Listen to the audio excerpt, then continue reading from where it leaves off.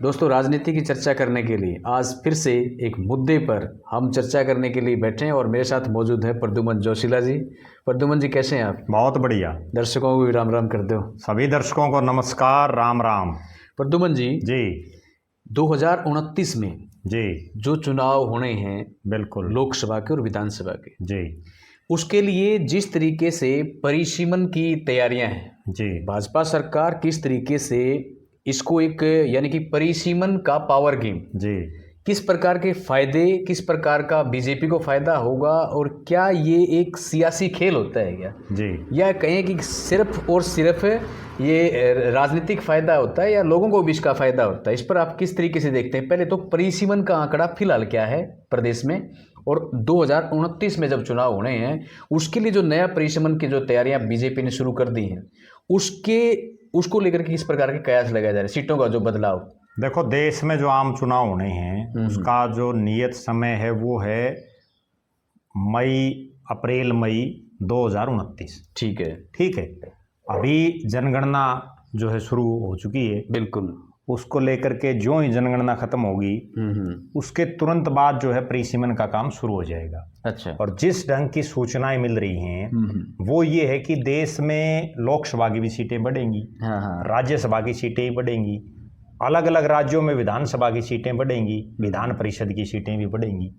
और चूंकि नरेंद्र मोदी की जो सरकार है, जो महिलाओं को एक आरक्षण देने की जो उनकी कवायद है, बिल्कुल बिल्कुल, जो बड़े पिछले काफ़ी लंबे समय से जिस पर बड़े लंबे चौड़े दावे बीजेपी के नेता करते रहे हैं, वो महिलाओं को भी आरक्षण देंगे।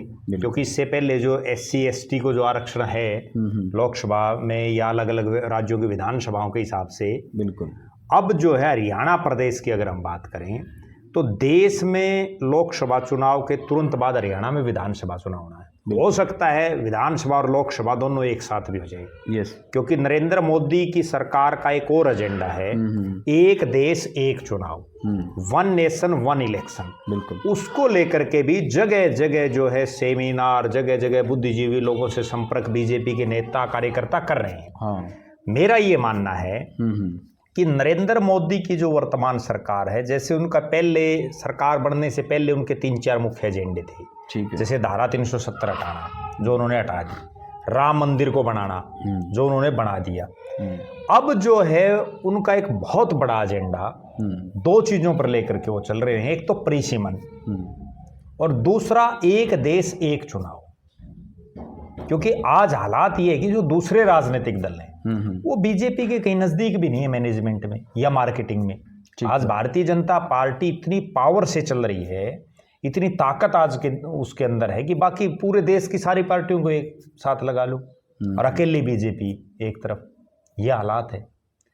हालात और परिस्थितियां ये हैं कि कोई भी राजनीतिक दल जो सत्ता में होता है और उसके समय जब परिसीमन बनता है, परिसीमन होता है, सीटों में हेर फेर जो है, कोई गांव टूट गए, कोई शहरी इलाका जुड़ गया, कोई शहरी इलाका टूट गया, कोई गांव जुड़ गए, उसका जो सरकार उस समय परिसीमन करती है उसको कहीं ना कहीं फायदा होता है। उसका मैं एक सीधा सा उदाहरण दूं जिससे सबको समझ में आ जाएगा, और वो हरियाणा के संदर्भ में ही है, ज़्यादा दूर जाने की जरूरत नहीं है। 2005 के विधानसभा चुनाव में हरियाणा में इंडियन नेशनल लोकदल की बुरी हार हुई थी। 9 विधायक जीते थे केवल। अच्छा। केवल 9। बिल्कुल। जिनमें खुद ओम प्रकाश चौटाला भी चुनाव हार गए थे, मुख्यमंत्री होते हुए चुनाव हार गए थे वो नरवाना से। बिल्कुल। ठीक है। बिल्कुल। उसके बाद परिसीमन का काम चौटाला राज में चल रहा था, लेकिन राज चेंज हो गया। पहले क्या था कि पहले मैनुअल ज्यादा काम होता था, आज तो हर चीज जो है ऑनलाइन है, सारा सिस्टम। तो उस समय वो फिर कांग्रेस राज तक चलता रहा मामला। और जब परिसीमन बना और पहला चुनाव हुआ, आप देखो कितना फायदा हुआ। 9 सीटें जिस ओम प्रकाश चौटाला की आई थी, वो 30 से ज्यादा सीटें आ गई उसकी। सही बात है। 2009 में सिर्फ इसीलिए तो ना कि इस तरह से उन्होंने जोड़ तोड़ की अपने कार्यकाल में। हालांकि बाद में जब कांग्रेस आई तो उसने भी थोड़ा बहुत परिवर्तन कर दिया। अगर वो थोड़ा बहुत परिवर्तन ना होता तो क्या पता उनकी 50 आ जाती, इन्हें लो फिर राज बढ़ा जाती। तो अब वही हालात है। अब देखो परिसीमन कितना महत्वपूर्ण है। अभी ना तो परिसीमन आयोग बैठा, ना कोई परिसीमन की घोषणा हुई है, कुछ भी नहीं हो रहा ना। उसके बावजूद भारतीय जनता पार्टी, अगर हरियाणा के संदर्भ में हम बात करें, पूरे देश को तो हम एक तरफ छोड़ देते हैं, सही बात है। अगर हरियाणा की बात करें तो बीजेपी इतनी ज्यादा उतावली है इस परिसीमन को लेके, बिल्कुल कि उन्होंने अपने प्रदेश के जो बड़े चेहरे हैं उनकी मीटिंग बुला ली। बिल्कुल रोहतक में बाकायदा मीटिंग हुई, बिल्कुल उसमें बाकायदा यहाँ तक भी कहा गया, जो सूचनाएं मिल रही हैं मीडिया रिपोर्ट्स के माध्यम से, कि हर जिले में जिला प्रधान को ये निर्देश दे दिए हैं कि आप अपने जिले के 5 जो बड़े प्रमुख चेहरे हैं उनकी एक टीम बनाओ। अच्छा, और वो टीम ये एनालिसिस करे पिछले 3 चुनाव का, ठीक बात। 14, 19 और 24 का, कि किस गांव में या किस शहरी वार्ड में किसको कितने वोट मिले, हाँ, किस इलाके में कौन प्रमुख चेहरा है, कौन किस पार्टी का प्रत्याशी आ जाए तो उससे क्या हालात बनेगी, कौन सा एरिया किस हल्के में जोड़ा जाए, किस हल्के से कौन सा एरिया हटाया जाए, सही बात, कौन से नए हल्के बने, इन सब चीजों पर अब से पहले मंथन शुरू हो रहा है। बिल्कुल। इसीलिए तो मैं कह रहा हूं कि बीजेपी की जो मैनेजमेंट है और जो मार्केटिंग बीजेपी करती है उसका कोई सानी नहीं है, कोई और नजदीक भी नहीं। कांग्रेस वाले तो अब तक इतनी बुरी हालात में हैं। हरियाणा में 23वां जिला घोषित हुए लगभग 3 महीने हो लिए, ठीक है, अब तक उसका जिला प्रधान नहीं बना पाई कांग्रेस। सही बात। जबकि बीजेपी 2029 में कैसे परिसीमन से चुनाव होगा, कौन हमारे प्रत्याशी होंगे, कैसे हम जीत सकते हैं, किन गांव को जोड़ा जाए, किन गांव को हटाया जाए, किन शहरी मोहल्लों को जोड़ा जाए, किन वार्डों को हटाया जाए, इस पे काम चल रहा है। इस पर काम चल रहा है उनका। ठीक बात है। अच्छा, बीजेपी ने, और वो काम सिर्फ इसलिए चल रहा है क्योंकि उनको पता है जैसे परिसीमन होगा 20 साल चलेगा तो 20 साल उसका फायदा लेगी बीजेपी। बिल्कुल ठीक बात है, ये चीज है। सही बात है। तो बीजेपी ने परिसीमन को लेकर के जो रोहतक में बैठेगा आप बता रहे हो ना, तो उसमें तो उन्होंने जैसे एक अभियान शुरू करने की भी कोशिश वो कर दिया है कि भाई चलो गांव चलो बस्ती, चलो गांव, हर गांव और बस्ती तक जाने का एक प्लानिंग है। बिल्कुल, कई एजेंडे पर बात की है उन्होंने। और जिस तरह से बीजेपी लगी हुई है ना, अब कांग्रेस में राहुल गांधी की मार मार के रह गया कि वोट चोरी, बल्कि असलियत ये है कि बीजेपी ग्राउंड पर काम कर रही है, कांग्रेस कहीं कुछ कर ही नहीं रही। अच्छा, कांग्रेस, इससे बड़ी शर्म की कांग्रेस के लिए क्या बात होगी कि 37 विधायक जिस पार्टी के हों और उसके 1/4 MLA वोट नहीं डाल रहे। ठीक बात है। 9 विधायकों के वोट नहीं मिले कांग्रेस के प्रत्याशी को। और अगली बड़ी बात, उन पर अब तक कोई कार्रवाई नहीं। सही बात, कोई कुछ नहीं। ठीक बात है, ठीक है ना। हालांकि बीजेपी भी, मैं मानता हूं कि एक वोट बीजेपी का भी इनवैलिड हुआ है, कैंसिल हुआ है, बीजेपी को भी करनी चाहिए अपने उस विधायक पर कार्रवाई। सही बात, उनकी तो सरकार है, उनके पास तो सब तंत्र मंत्र सारा सिस्टम है। ठीक बात, उन्हें पता होना चाहिए कि भाई किसने किया है। सही बात है, क्यों किया, ठीक है, क्यों किया। अगर वो एक वोट नहीं होता तो सतीश नांदल जीत जाते। सही बात है, बिल्कुल ठीक कह रहे हैं आप, ठीक है ना। सही बात। तो इस तरह से वर्तमान में आज की जो राजनीति है ना, वो आज से 20 साल पहले जो राजनीति थी उसमें आज की राजनीति में दिन रात का फर्क है। ठीक बात। पहले तो पूरे गांव का एक आदमी कह देता हाँ भाई पूरा गांव गिल्ले है, वोट गिर देते लोग। आज हालात ये है कि पति पत्नी की नहीं मानता, पत्नी पत्नी की नहीं, दोनों अलग अलग वोट डालते मिलेंगे। बहुत जगह हम देख रहे हैं।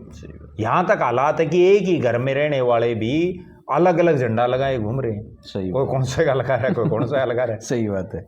अच्छा, परिसीमन की जो फिलहाल जो 90 सीटों की बात करते हैं हरियाणा में, आपके अनुसार या आपका जो आकलन क्या कहता है कि भाई हरियाणा में कितनी सीटें और हो सकें? देखो, जो पिछला परिसीमन हुआ था उसके बाद से हरियाणा में जनसंख्या खूब बढ़ी है। बिल्कुल ठीक है। हरियाणा के कुछ एक शहर तो ऐसे हैं जिसमें पता ही नहीं कितने के बढ़ गए।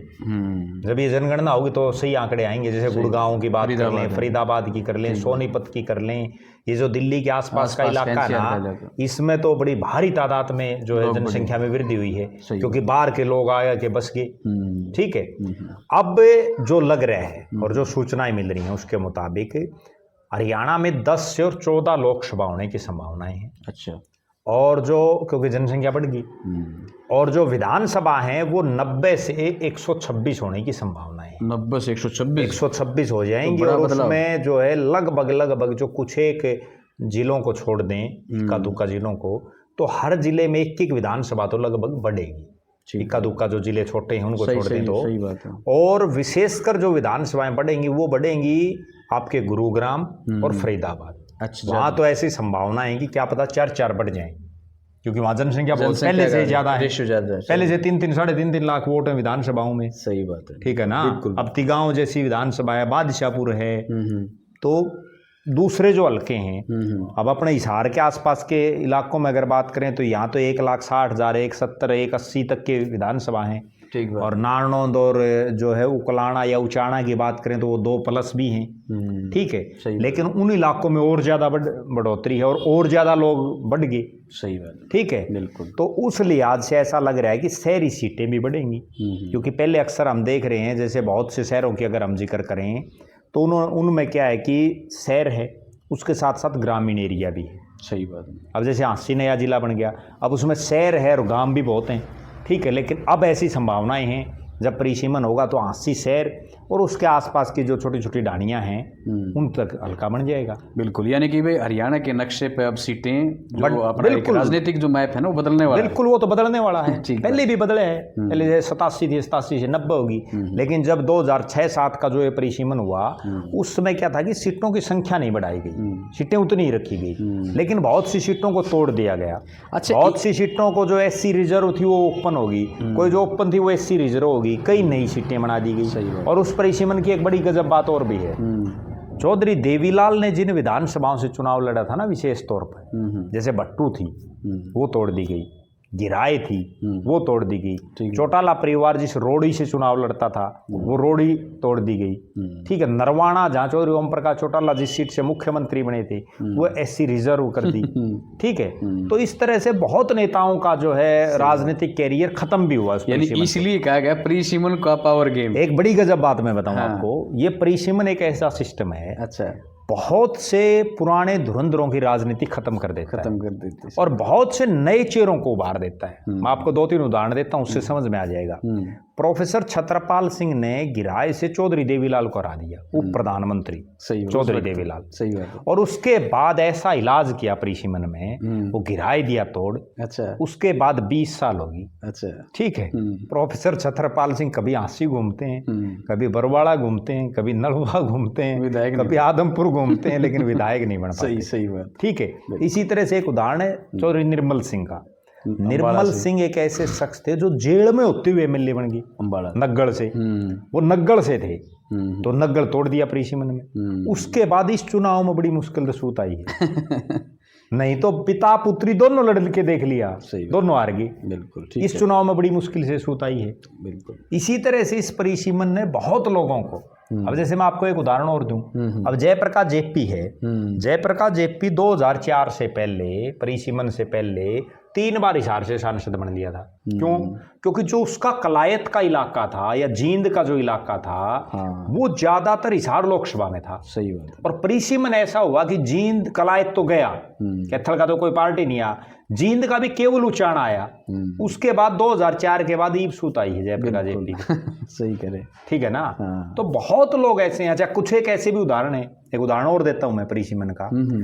रणदीप सिंह सुरजेवाला है, ठीक है, नरवाना से। अच्छा, वो वहां से चुनाव लड़ रहे, एक चुनाव जीत जाऊं, एक हार जाऊं, एक जीत जाऊं, एक हार जाऊं, ये हालात। उनका सूत आ गई परिसीमन में, नरवाना SC रिजर्व हो गया, कैथल चले गए अपने पिता की सीट पे। और वो कैथल से सिर्फ एक चुनाव आ रहा है उनका परिवार, नहीं तो वो खुद भी लगते जीते, उनका लड़का भी जीत गया। हाँ, सही बात है। इससे पिछला जो चुनाव था 2019 का, उसमें वो कुछ एक वोटों से रणदीप सुरजेवाला चुनाव हार गई, तो उसके सूत भी आ गई। कुछ एक लोगों का सूत भी आई है इस परिसीमन में, और कुछ एक लोग ऐसे हैं जिनका कसूत आई है। यानी कि ये टोटली हम ये कहूँगा कि भाई परिसीमन का फायदा राजनीतिक तौर पर ज्यादा रहे है और जनता को कम हो है। देखो, जनता को भी 2-3 बातें हैं, मैं आपको बताऊं। अब कई चीजें ऐसी हैं, अब जैसे एक उदाहरण है, आप ज्यादा दूर नहीं जाते, अपने गांव से ही लगा लें। अपने गांव में कंवारी गांव पहले भवानी खेड़ा में था। बिल्कुल, भवानी खेड़ा SC रिजर्व थी हमेशा से। ठीक है, ठीक है। और बिल्कुल यूं मान के चलो कि भवानी खेड़ा से को बहुत लंबा चौड़ा वास्ता भी नहीं था कंवारी का, कोई बस नहीं, कोई साधन नहीं, कोई लेना एक तहसील नहीं, कुछ नहीं। उसके बाद जब परिसीमन हुआ तो कंवारी के साथ लगते नलवा को नलवा हल्का बना दिया। बिल्कुल, बेहतर तो ये होता कि अपना गांव नलवा में आता। नलवा से तो 2 किलोमीटर है। बिल्कुल, और अपना गांव आसी में लगा दिया।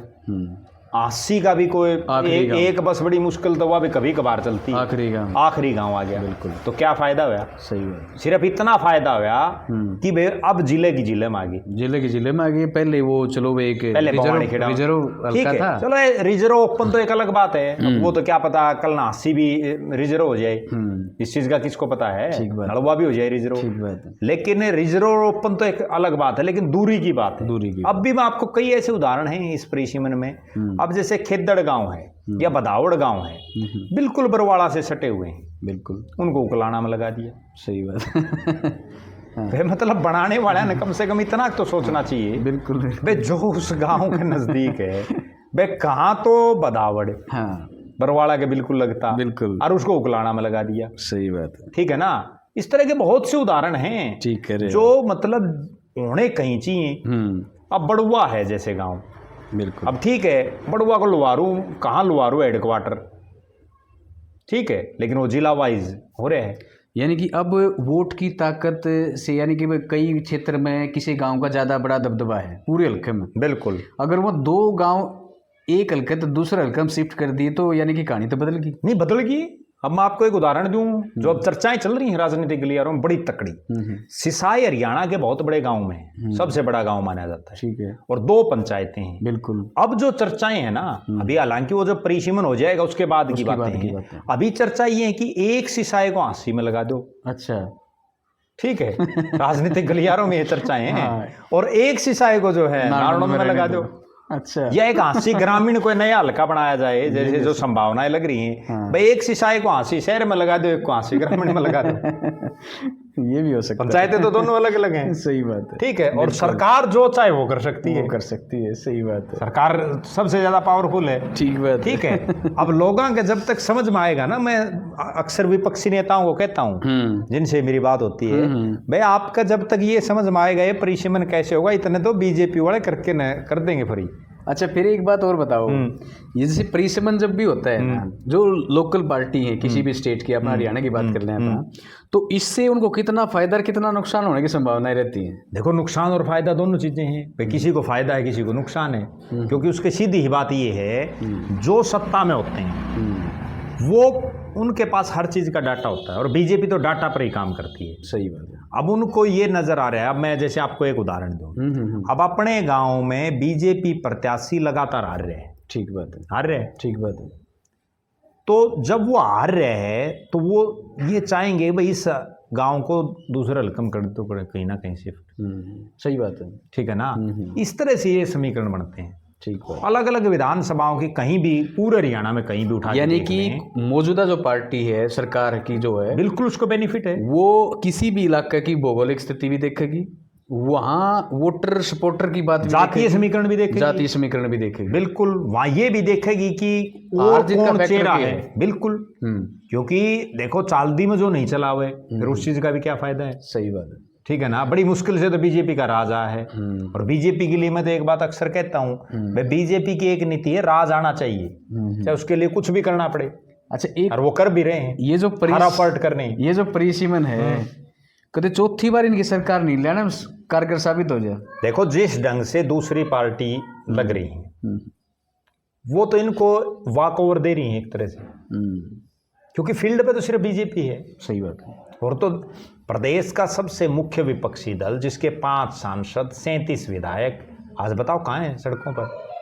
ठीक बात। ठीक है ना, कोई भी तो एक मुद्दा बताओ। सही बात है। जिस पर वो बड़ी मतलब जोर शोर से लगी हुई, नहीं तो होता क्या था आपको बताता हूँ। ये जब बीजेपी वाले विपक्ष में थे ना, और इनकी मीटिंगों में भी 10 आदमी आया करते, मैंने खुद मेरी आंखों से देखा है कि 10 आदमी आए, 10 समोसे मंगाए, उसमें भी 2 उल्टे देने पड़ा करते, क्योंकि खानी ये 8 आया करते। ठीक है। ठीक है, बिल्कुल। और आज हालात ये है कि छोटी ही भी कोई मीटिंग हो ना, उसमें 500 आ जाऊं, बिना बुलाए आ जाऊं शेर। बिल्कुल बिल्कुल। ठीक है, तो उस हालात में क्या है कि दूसरी पार्टियों को मेहनत करने की जरूरत है। बिल्कुल, उनको इंतजार नहीं करना चाहिए। बहुत नेता इस तरह के हैं, हालांकि कुछ एक अब लग गए, उनको समझ में आ गई कि भाई बीजेपी क्या पता कब कौन सा गेम खेल दे, तो इसलिए अपनी तैयारी 24 घंटे रखो, जबकि दूसरे नेता नहीं रख रहे। ठीक बात। आज बीजेपी ने अपने 1 महीने का, अभी जो इनकी रोहतक मीटिंग हुई, अगले 1-1.5 महीने का इन्होंने जो अपना कार्यक्रम जारी कर दिया, भाई इस दिन हम भीमराव अम्बेडकर की जयंती से संबंधित ये करेंगे, इस दिन स्थापना दिवस से ये करेंगे, इस दिन गांव गांव बस्ती बस्ती जाएंगे, फलाना करेंगे, ये करेंगे। ठीक है, दूसरी पार्टियां कहाँ कर रही हैं?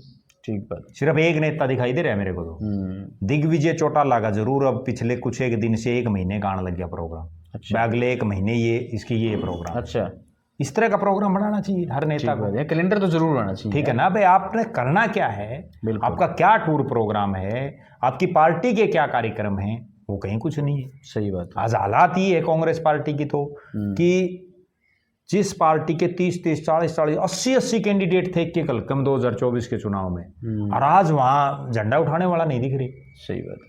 ठीक है ना, क्योंकि जिसको टिकट मिल गई, जो जीत गए, वो तो ये सोच रहे हैं वहां पे जीत के मौज ले रहे हैं। जो हार गए उनको ये समझ मारी जब इतनी आंधी में नहीं जीत पाए था, जीत नहीं सकते। सही बात है, बिल्कुल। ठीक है, और नए यूं सोच रहे हैं जब हमें पिछली बार ही टिकट नहीं मिली तो इनका कड़ता मिलेगी भाई।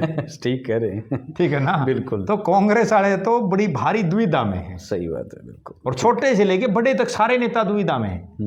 कांग्रेस के प्रदेश अध्यक्ष राव नरेंद्र को आपने देखा कहीं कितने क्या गया है? सही। अब तक 90 के 90 हल्कों में भी नहीं गए हूँ ना, नहीं गए। ये हालात है कांग्रेस के प्रदेश अध्यक्ष। नहीं, बिल्कुल सही कह रहे हैं। कैसे सुधरेगी पार्टी?